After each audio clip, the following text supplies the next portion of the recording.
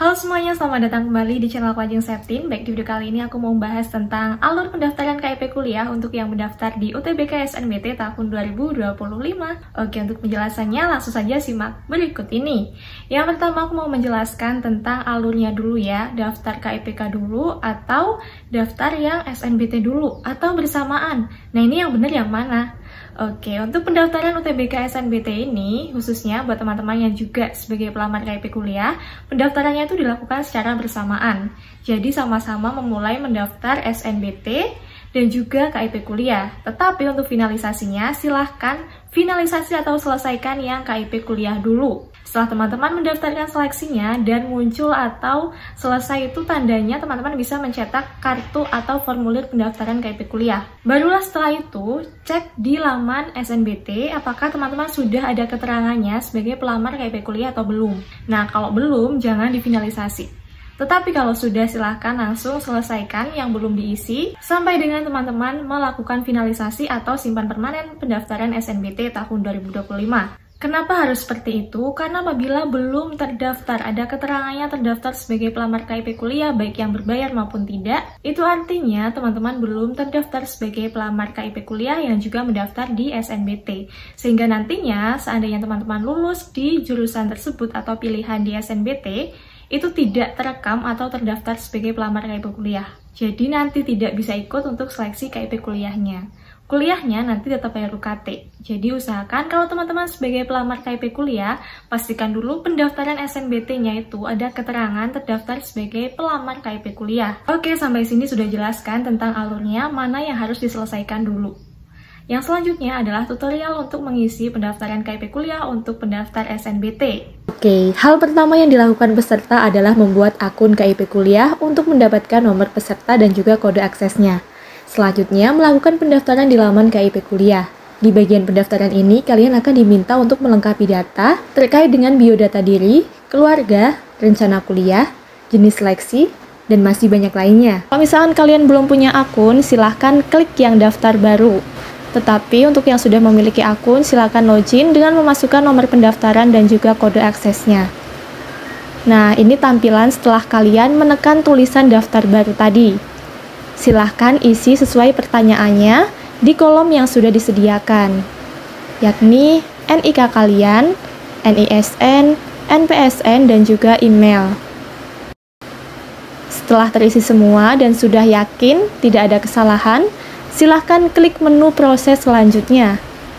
Nah, setelah itu akan muncul tanda centang seperti ini. Dan di situ terdapat informasi singkat tentang kalian. Jika sudah benar, maka isikan email kalian yang juga tadi sudah diisikan ke kolom tersebut. Kemudian, klik menu daftarkan akun. Selanjutnya, kalian buka email. Yang halaman tadi jangan di logout ya, tetapi kalian keluar aja. Nah, setelah membuka email, cek pesan utama, atau kalau misalkan tidak ada, silahkan cek bagian spam yang bawah ini. Kalau misalnya sampai 1x24 jam tidak ada email masuk, kemungkinan itu terjadi kesalahan dari email yang kalian masukkan tadi. Oleh karena itu, dicek baik-baik ya sebelum data-datanya dimasukkan, dan pastikan memang tidak ada kesalahan sedikit pun. Nah, untuk pesannya ini tertulis non-reply@kipkuliah.id. Adapun isi pesannya itu memuat nama kalian, NISN, asal sekolah, tahun lulus, dan yang paling penting nomor pendaftarannya serta kode aksesnya. Kalau kalian udah mendapatkan nomor pendaftaran dan juga kode aksesnya, silahkan login kembali ke menu awal KIP Kuliah Kemdikbud. Kemudian masukkan nomor pendaftaran dan juga kode aksesnya yang tadi kalian dapatkan melalui email. Nah, kalau udah, klik masuk. Setelah diklik masuk, maka kalian akan menemukan tampilan pengisian berkas seperti ini. Nah, di menu biodata ini, peserta diminta untuk mengisikan informasi mengenai data dirinya dan juga foto dirinya. Untuk bisa mengisinya, kalian klik menu perbarui biodata ya, yang berwarna biru di pojok atas ini. Pertama, jangan lupa juga isikan foto dengan klik tulisan browser untuk mengunggahnya. Fotonya sebaiknya pakai yang buat daftar SNBP dan juga SNBT ya. Kemudian, isi satu persatu mulai dari NISN, nama panjang, dan juga NIK. NIK-nya NIK kalian. Nah, nanti juga akan diminta untuk mengisikan nomor KIP atau nomor KKS. Tetapi apabila kalian tidak punya, maka dikosongi aja. Setelah itu ada asal sekolah kalian dengan mengisikan NPSN-nya dan juga nama sekolahnya. Kemudian tahun lulusnya, tempat lahir, tanggal lahir, jenis kelamin, agama, alamat dengan dituliskan nama jalan desa kalian dan juga RT RW secara lengkap, provinsi, kabupaten atau kota, kode pos, email, telepon dan nomor HP kalian. Kalau telepon itu merupakan telepon rumah ya, yang biasanya itu depannya pakai 02. Sedangkan handphone itu merupakan nomor HP kalian atau WhatsApp kalian. Kalau udah, beralih ke menu kedua yakni menu keluarga. Nah, untuk mengisinya silahkan klik perbarui data keluarga yang berwarna biru itu. Nah, di menu keluarga ini silahkan unggah foto bersama keluarga kalian yang ada di KK.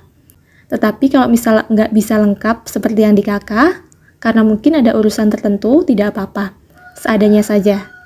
Selain itu, di menu keluarga ini, kalian juga mengisi nomor KK. Kemudian ada NIK kepala keluarga kalian, nama ayah atau wali kalian, statusnya, apakah masih hidup ataukah sudah meninggal, pendidikan ayah, hubungan ayah dengan kalian, misalkan apakah ayah kandung ataukah ayah angkat atau ayah tiri. Kemudian pekerjaan ayah atau wali kalian. Terus ada informasi detail tentang ayah kalian, misalnya boleh diisi tentang kondisi kesehatannya dan juga kondisi fisiknya. Selain ayah, juga ada deskripsi tentang ibu, yakni nama ibu, status ibu, pendidikan ibu, pekerjaan ibu. Nah, kalau pekerjaan ini misalkan ibu kalian tuh ibu rumah tangga, berarti diisi tidak bekerja. Kemudian detail tentang ibu, dan juga jumlah tanggungan. Nah, kalau jumlah tanggungan ini merupakan jumlah tanggungan dari kepala keluarga kalian ya. Misalnya, ada sebuah keluarga yang terdiri dari ayah, ibu, dan juga 3 anak. Misalnya yang bekerja itu hanya ayah, maka tanggungannya itu berjumlah 4. Kemudian, setelah tanggungan itu ada pengisian tentang nomor telepon orang tua kalian. Menu yang ketiga itu yakni menu ekonomi. Nah, untuk menu ketiga, 4, dan juga 5, yaitu terdiri dari ekonomi, rumah, dan juga aset, ini terdapat pada siswa yang tidak terdata di DTKS ya. Jadi kalau misalkan kalian sudah terdata di DTKS, maka nggak ada. Oke, untuk mengisinya, silahkan klik perbarui ekonomi dulu. Nah, di menu ekonomi ini terdapat dokumen pendukung ekonomi yang harus kalian unggah, yaitu scan SKTM. Bentuknya JPG. Kemudian isikan pekerjaan ayah atau wali kalian, dan juga pekerjaan ibu kalian. Penghasilan ayah ibu, total hutang apabila ada, dan juga jumlah cicilan per bulannya. Kemudian isi juga jumlah piutang. Nah, piutang itu merupakan istilah meminjamkan. Mungkin keluarga kalian meminjamkan uang ke siapa, dan juga besarannya berapa. Itu ditulis ya. Nah, selanjutnya itu ada kolom mengenai cicilan piutang tersebut yang dibayarkan oleh orang yang utang kepada keluarga kalian setiap bulannya itu berapa. Yang selanjutnya itu di menu ekonomi ini ada jumlah tabungan keluarga. Kalau udah keisi semua, silahkan beralih ke menu yang keempat, yaitu menu rumah. Di menu rumah ini, silahkan unggah foto rumah kalian tampak depan, foto ruang keluarga, foto dapur, dan juga foto kamar mandinya. Selain mengunggah foto, kalian juga harus mengisi beberapa data ya, yang terdiri dari status kepemilikan rumah, apakah rumah sendiri ataukah rumah kontrakan seperti itu. Tetapi nanti untuk isiannya itu ada pilihannya. Jadi kalian tinggal memilih opsi yang ada, disesuaikan dengan kondisi kalian. Selain itu ada tahun perolehan rumah tersebut, sumber listriknya, daya listriknya, luas tanah, dan NJOP per meternya. Nah, saran aku pada saat mengisi menu rumah ini, silahkan cari kartu pajak bumi bangunan kalian atau mengisinya itu dengan orang tua kalian. Karena mungkin nanti ada beberapa pertanyaan atau data yang harus diisikan, tetapi kalian itu belum tahu. Jadi saran aku mengisinya di rumah bersama dengan keluarga atau orang tua kalian. Selanjutnya ada data mengenai luas bangunan, bahan atap rumah kalian atau rumah yang kalian tempati, bahan lantainya, bahan temboknya, mandi cuci kakus, apakah kondisinya menggunakan WC ataupun apa, nanti bisa pilih. Sumber airnya, jarak rumah ke kota, dan juga jumlah orang tinggal di rumah kalian tersebut. Nah, untuk mengisinya, klik perbarui data rumah ya, di bagian atas yang berwarna biru itu. Kemudian, jika udah keisi semua, silahkan langsung beralih ke menu selanjutnya. Jadi, kalau di sini tuh tanpa ada simpan-simpanan, itu sudah secara otomatis akan tersimpan. Menu yang kelima yaitu ada menu aset. Aset ini merupakan kepemilikan barang yang dimiliki seperti misalnya motor, TV, kulkas, tanah, sawah mungkin ya, laptop, dan lain sebagainya. Nah, untuk aset ini nanti juga diisikan jenisnya ya, apakah termasuk alat komunikasi, transportasi, alat rumah tangga, ataupun alat penunjang pendidikan. Selain itu, kalian juga nanti mengisi mereknya, merek dari alat itu apa. Next, yang keenam yaitu menu prestasi. Nah, silahkan di menu prestasi ini isikan maksimal 3 prestasi terbaik kalian dengan mengisikan nama kegiatannya, jenisnya apa, tingkat kejuaraannya apa, dan juga tahun perolehannya. Tetapi kalau misalkan nggak ada prestasi yang mau diisi, ya juga nggak apa-apa, dikosongin aja nggak apa-apa. Next, yang ketujuh yaitu menu rencana. Nah, silahkan pilih rencana tinggal kalian selama kalian menjadi mahasiswa nanti. Apakah kos ataukah tetap bersama orang tua. Kemudian isikan dukungan dari orang tua. Selanjutnya juga isikan transportasi asal. Ini dari rumah ke kos atau ke kampus kalian, dan juga transportasi harian kalian. Di menu seleksi PTN ini silahkan pilih UTBK SNBT dan klik daftarkan seleksi. Kemudian ini isi harus diisi ya berdasarkan dan seleksi apa klik yang OK. akan kalian ikuti.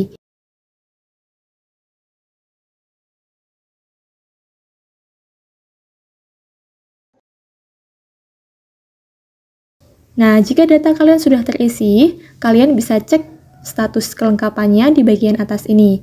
Apakah sudah lengkap ataukah belum? Jika sudah dan dipastikan valid data yang kalian isi, silahkan klik menu cetak kartu ini, kemudian cetak formulir.